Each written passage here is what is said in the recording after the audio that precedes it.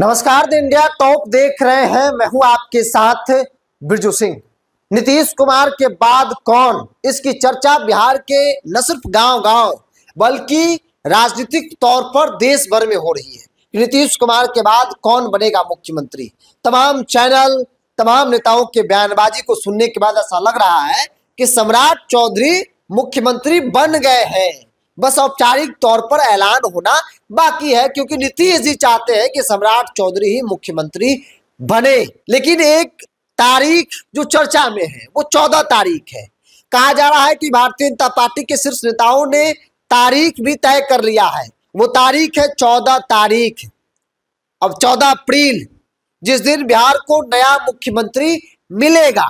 14 अप्रैल मतलब अंबेडकर जयंती के दिन बिहार को नया मुख्यमंत्री मिलने जा रहा है।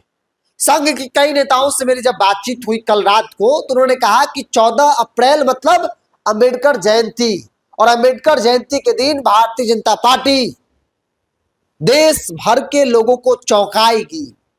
भारतीय जनता पार्टी के अंदर जिन नामों की चर्चा अब तक कई स्टेट उठाकर देख लीजिए हुआ है, वो नहीं बने हैं। चाहे वो उत्तर प्रदेश हो, चाहे वो राजस्थान हो, चाहे वो मध्य प्रदेश हो, या फिर दिल्ली को ले लिया जाए। जो चर्चा में रहे वो नहीं बने। जो चर्चा में नहीं थे, अचानक से भारतीय जनता पार्टी ने उन्हें उठाकर मुख्यमंत्री की कुर्सी पर बैठा दिया और सबको चौंका दिया। और बिहार में भी भारतीय जनता पार्टी चौंका सकती है, ऐसा माना जा रहा है। अब जरा समझिए, 14 तारीख अम्बेडकर जयंती।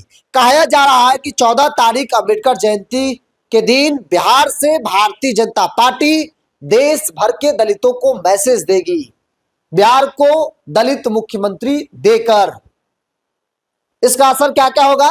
बिहार में तो तकरीबन 20% आबादी है ही है।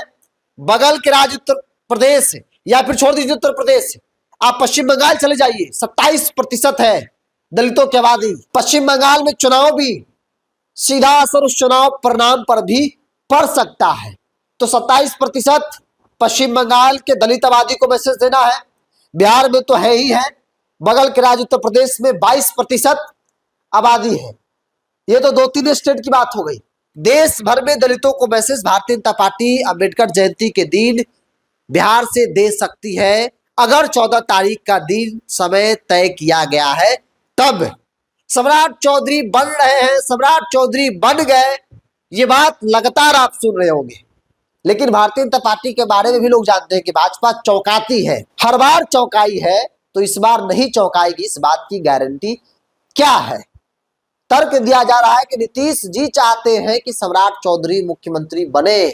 अगर सम्राट बनेंगे तो नीतीश कुमार की राजनीति, उनकी पार्टी की राजनीति जो है वो बच जाएगी। लेकिन यह तब संभव है जब नीतीश जी खुद उस स्थिति में होंगे, तब फैसले लेने की स्थिति में होते तो शायद नीतीश कुमार आज बिहार में होते, दिल्ली जाने को विवश नहीं होते। ये सब लोग जानते हैं।